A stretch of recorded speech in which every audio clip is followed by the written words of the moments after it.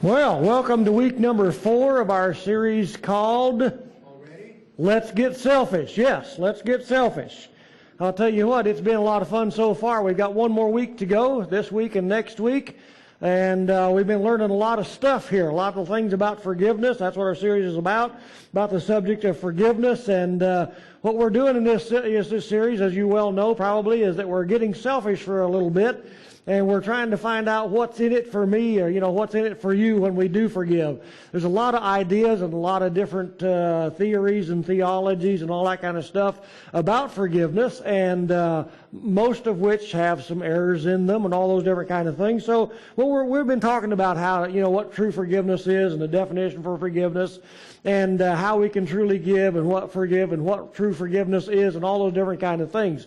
And today what we're going to be talking about basically is now we can be friends again. And we'll cover that a little later. And I want to talk about what Jesus had to say in John chapter 20 near the end of today. But I want to just talk about a few things first of all to kind of get us back on the right track, thinking about the right things. And then we're going to talk about what Jesus said in John chapter 20, because there's some really interesting things that are going on there. So what does true forgiveness include? That's a good question. What does true forgiveness include? And what does it mean to truly forgive someone? Because a lot of times we have a lot of different ideas, some really erroneous ideas about what forgiveness is and what it means to truly forgive somebody, all those different kind of things. And last time we ended with, at least with the first word in the definition for forgiveness, which is surrender. And in surrendering our right to hurt back, which is that definition, in my opinion, this is the true definition for forgiveness, is surrendering my right to hurt back. And so let me just say right up front that one of the biggest problems with forgiveness is that we often think that we are protecting ourselves by not forgiving others. We think we're going to protecting ourselves somehow when we don't forgive others of the things that they've done against us.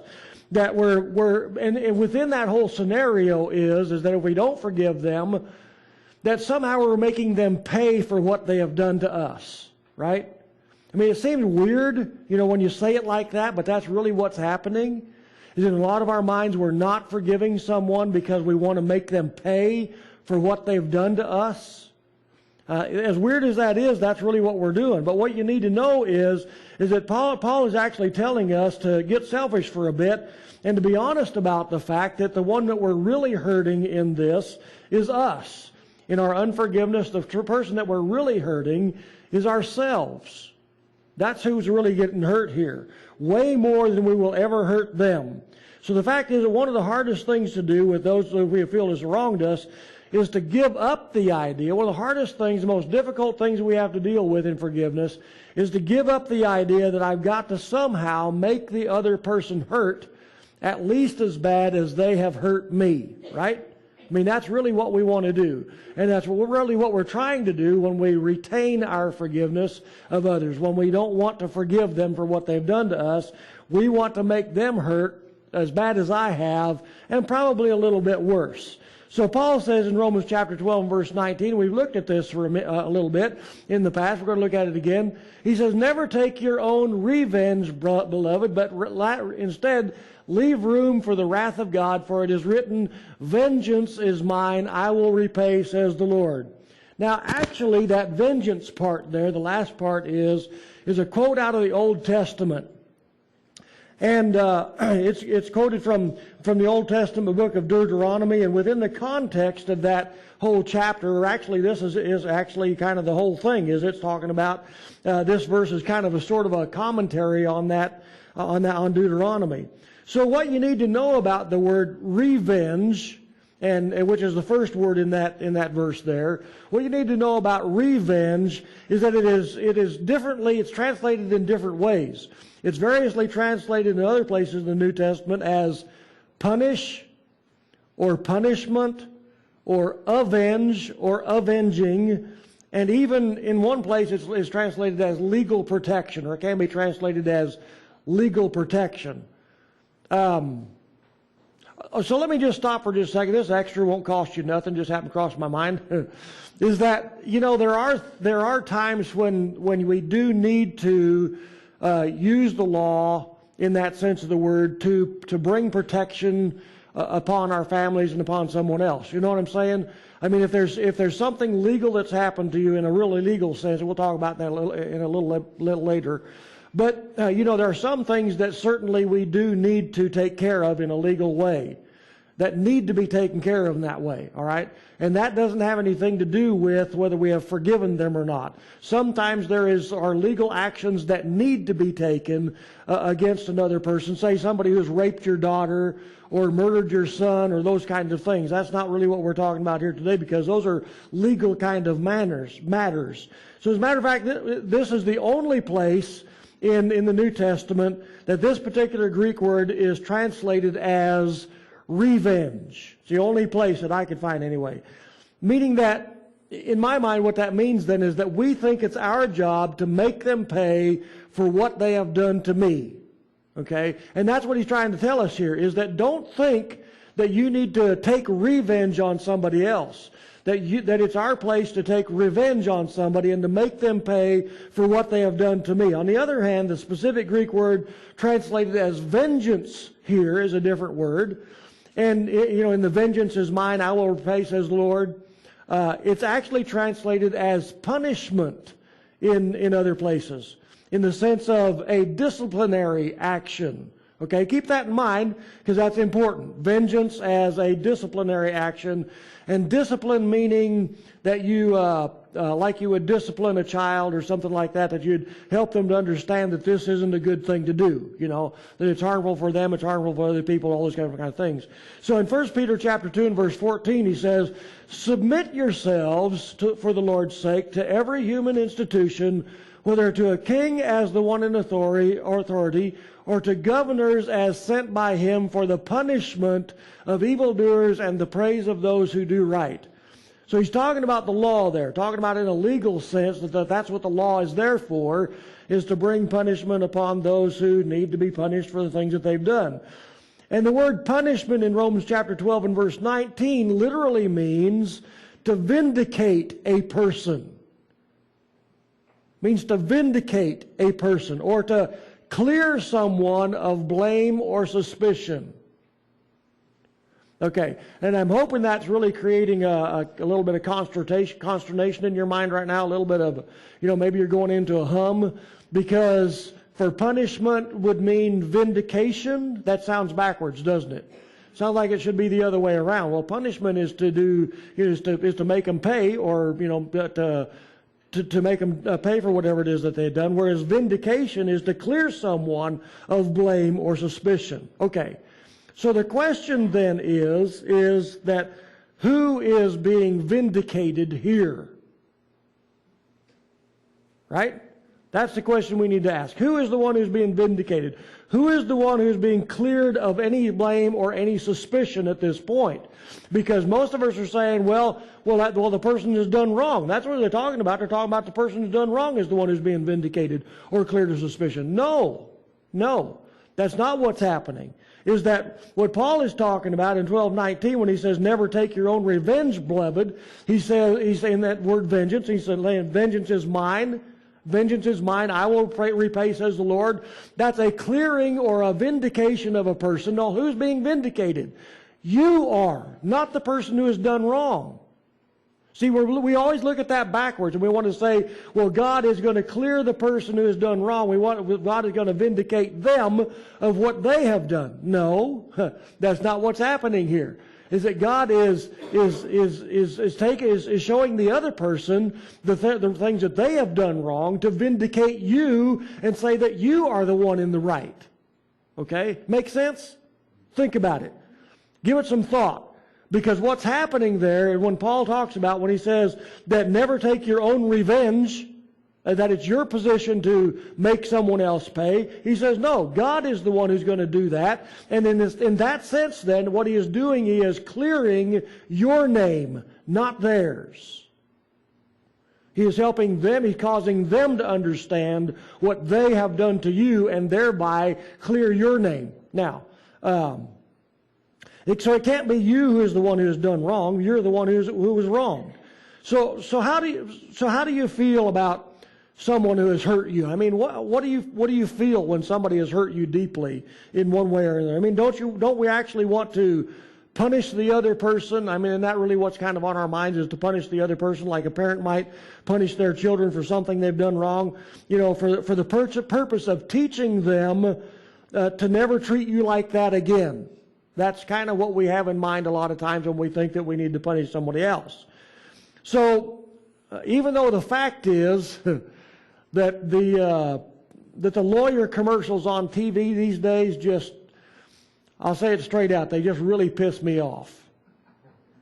Because what they're doing is, in my opinion, they are stepping way over the line, in my opinion, by appealing to our sense of greed and encouraging you to sue someone, an individual, or a company for boatloads of money just because you can.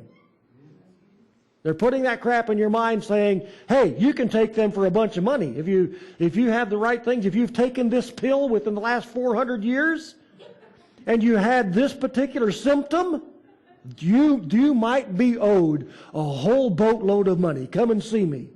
Well, you know who's making money there? The attorney, not you. They're the one that's making the money, not you. So I think the main reason that we want to hurt other people worse than they have hurt us, or I want to hurt someone else worse than they have hurt me, is because I think it's my job to do that. That's what the attorneys are appealing to, is our sense of greed in that sense, and saying, listen, it's your job to make them pay for what they've done. Right? We think it's our job, through severe disciplinary measures, to teach them never to do that to me ever again, much less anyone else. That's your job. You're supposed to do that. And let me help you do that, right? Well, of course, you can give me some money while you're at it, right? That's what the attorneys are telling us. Okay, so what Paul is telling us here is that that's not our job. That's not our job. Well, why? Because not only is it impossible for me to know what the other person's motivation was or is when I got offended, but I'm the one that's suffering, not them. Remember I told you last week, a lot of time, most of the time, we are the one who is suffering, and they don't even know that we're suffering, nor do they care. They may not even know you exist, nor do they care. And if they did know that you are suffering, well, if they meant to hurt you on purpose, then they're probably enjoying the fact that you're suffering. Right? So they don't even know about the hatred that you're carrying around in your heart. They don't even know the hatred that I'm carrying around in my heart and what it's doing to me, So surrendering my right to hurt back is to allow God, here it is.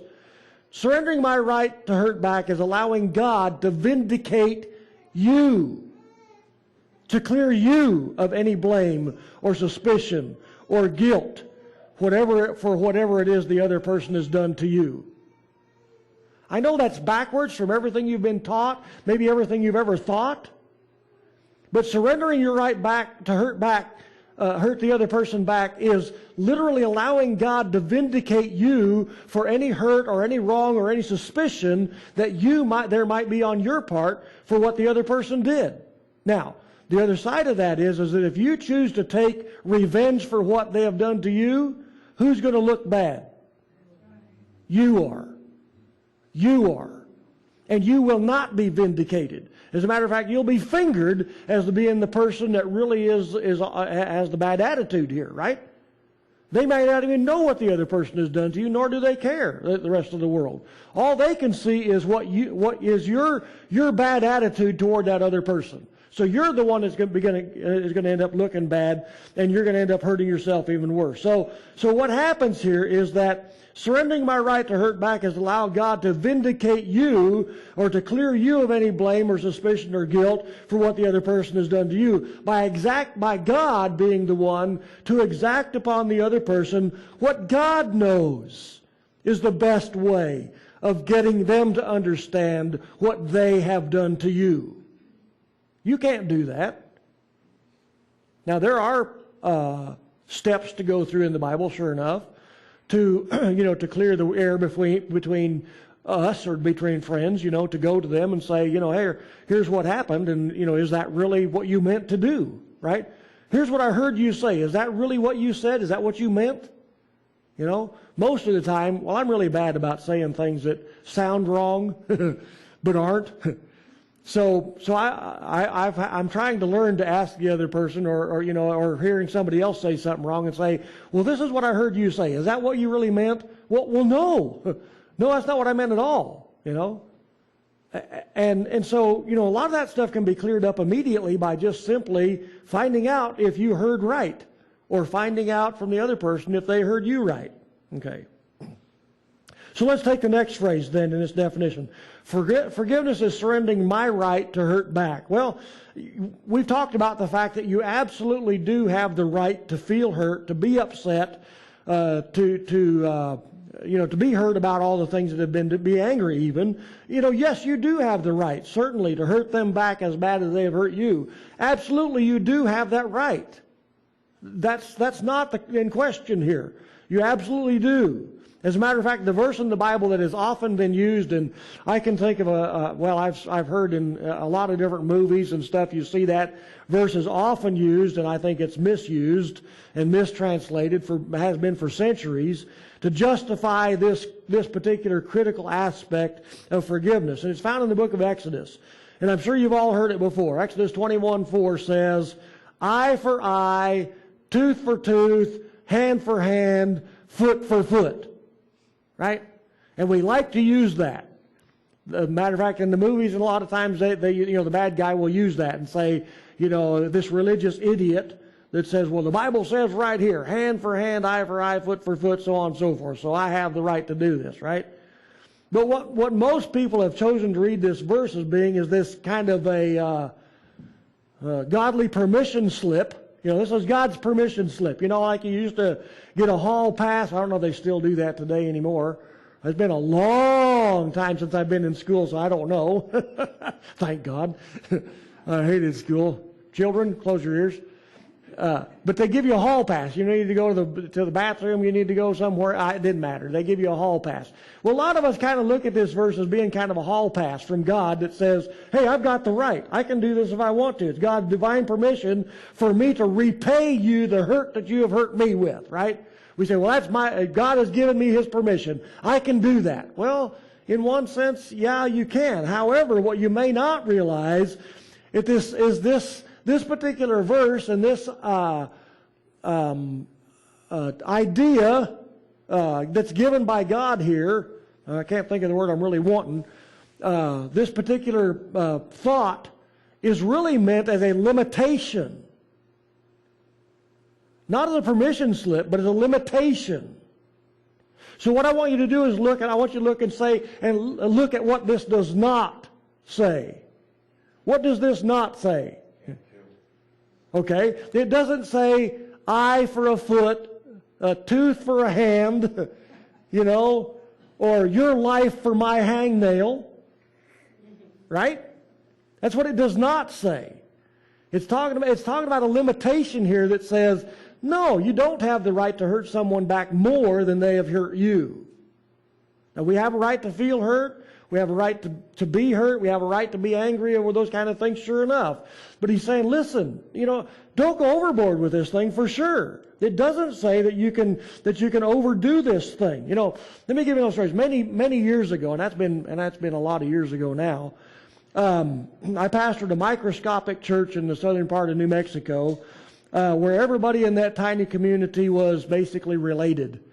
Now, as good as that might sound to some of you to say live in a small community where everybody's related, everybody knows each other, and everybody's friends and all that kind of stuff, there's something to be said for that.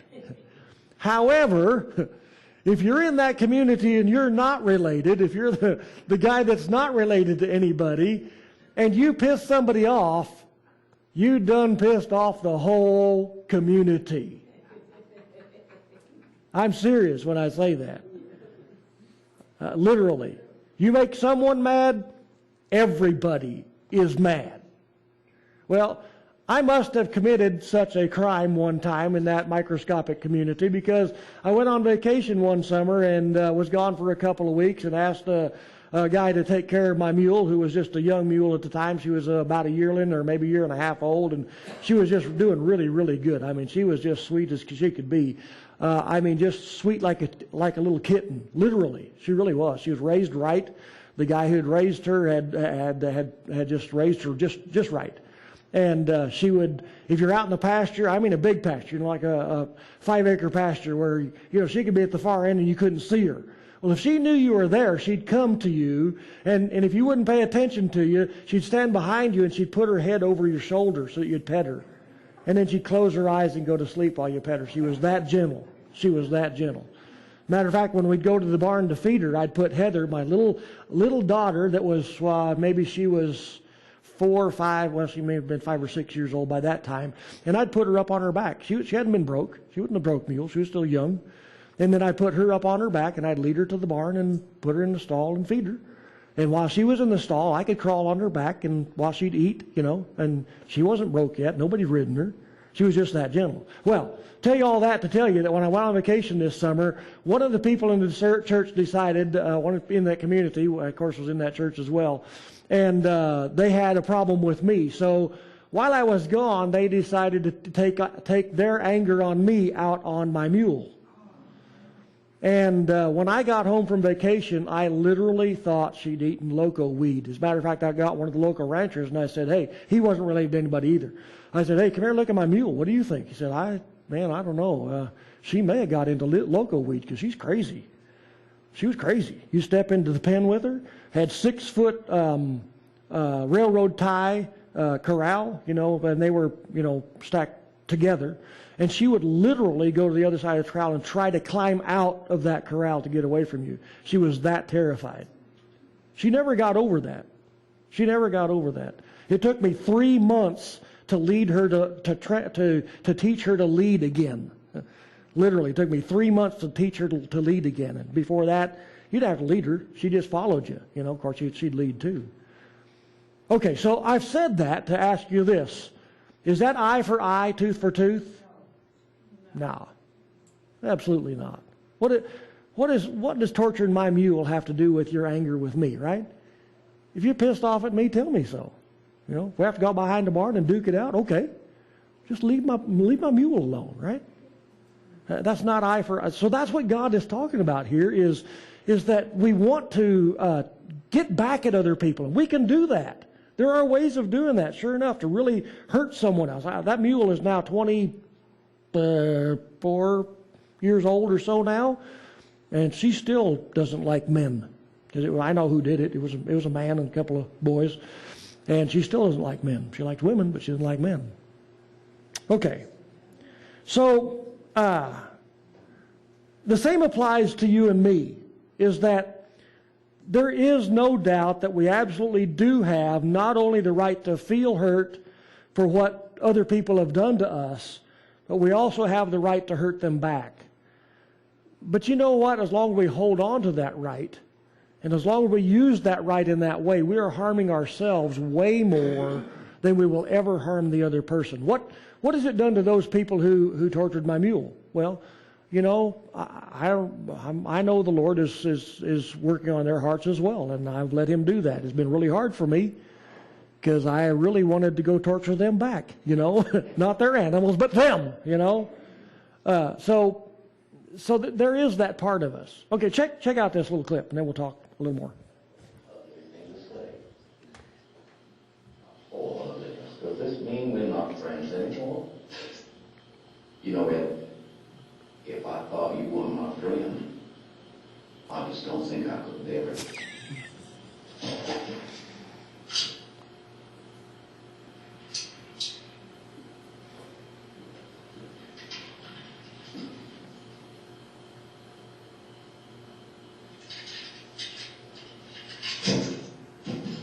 There. Now we can be friends again. Yeah, right. Do you think the other guy decided he was friends again? No, you all have seen the movie. No, he still tried to kill him. It didn't pay off either. Okay, so here's the bottom line. Forgiveness does not include forgetting. We've been taught that a lot. But you absolutely do have the right to feel hurt again in the pain that they have caused within your life.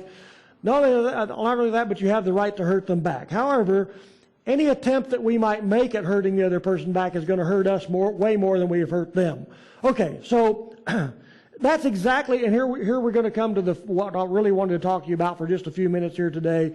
And this is what I wanted to come to. I wanted to cover all that other stuff first so we understand the issues. But that's exactly what Jesus said in John chapter 20 and verse 23. He said, if you forgive the sins of any, their sins have been forgiven them. If you retain the sins of any, they have been retained. Okay. I know that's a difficult verse to understand, and it looks like God has kind of given us the car keys and said, okay, here you go, buddy. You know, it ball's in your court now. If you decide to forgive somebody, then I'll forgive them too. And if you don't forgive them, I ain't forgiving them neither. All right? Does that sound like a deal? Well, does that sound like God? No, but that's what it sounds like, doesn't it? So it looks like he's saying, is God's handing us the keys and say, okay, here's the keys to forgiveness. If you decide to forgive them, then I'll forgive them. If you decide that they don't need forgiveness, they don't deserve your forgiveness, then, hey, I'm not going to forgive them either, right? That's what it sounds like. So it sounds really good. Sounds really good on our part to be able to go, okay, fine, buddy, you're not forgiven, and God will get you. You know, that kind of a thing. Well, now what you need to remember, first of all, is that the word forgive means to let go of, right? Okay, which means that if you let go of the sins of any of any person in your life, any person who's done you wrong, if you surrender your right to hurt back to God, you have released that other person from the power that they hold upon your life. If you let go of the sins of another, what you have done is let go of the power of their sin or their problem within your life, not theirs. On the other hand, to retain, as he uses this word here, retain means just the opposite. If you hold on to, that's what the word retain means. If you hold on to, meaning that if you hold on to or retain the sins of any person, they, who is they? That's a critical question. Who is they? They have been retained. Well, okay, it's the other person's sin or problem that you're holding within your life, right? So if they, the other person, continues then to have power over you, that's specifically what he's saying here. Is if you decide to let go, if you let go of the sins of other people, then you have let go of their sins within your life. You're the one that's setting yourself free. However, if you choose to retain or to hold on to the hurt that someone else has caused within your life, then you are holding on to their sin within your life, and you are the prisoner, not them. Okay, so let me paraphrase this right quick in my own words and see if that helps us to understand this whole idea a little better. And this is my paraphrase, and you can take it as it is. If you let go of the sins of the other person, you have released yourself from their sin in your life. However, if you choose to hold on to the sins of any, they, the other person, continues to have power over your life. That's the problem. That's the problem. Who's being hurt here? You are. I am, not them. That's exactly Jesus' point here, is that as long as you hold on to it, you're hurting yourself. If you let go of it, you are releasing yourself from their power within your life. Because as long as you hold on to it, they have power over your life, whether they know it or not. And they probably don't, nor do they care. And that's exactly what Jesus is talking about. So it's not the other way around, even though it certainly appeals to our flesh to think that if I don't forgive their sins, then God won't forgive them either. That's not what's being said here. God isn't handing us the keys and saying, if you forgive them, I'll forgive them. No, he's saying, listen, if you forgive them, then you've released that within your own life and you set yourself free. If you hold on to their sin within your life and you hold on to that and think that, I'm not going to forgive them, I'm not going to, I'm going to make them pay somehow or another, who is the one who pays? You do, not them. So he says, listen, if you release those things, if you let go of the sins of any, then they will be released within your own life. If you hold on to their sins, then, hey, they're still there. They live in your life from that point on, and you can't get rid of them no matter how hard you try. So remember, you got to remember, we're getting selfish here. What's in it for me? What's in it for you? Well, what's in it for you is when you release their sin within your life, you're releasing yourself, not them. Not them. And you're allowing God then to vindicate you by showing them how they have hurt you. By working in their life in the way that He knows is best. So it's all about you retaining the sins within your life and what holding on to their sin within your life does to you, not them. So be selfish. I'm going to tell you, be selfish. Decide now to live in the freedom of God's awesome, big G grace. Decide now to release yourself from the trouble and the torment and the bitterness and the resentment that comes from not releasing the sins of others within your life. Of not letting go of those things, which is the word forgive. Let go of it. Let it go. If you let it go, you let yourself go and you become free. By allowing God to vindicate you for what He already knows that they have done to you. You don't think God knows that? You bet He does. And if we let go of it, we allow God then to vindicate you, vindicate me for what He already knows they have done. God's awesome. God's awesome. He knows how to make us free, but we just don't let Him. We won't let Him. Amen. Lord bless you all.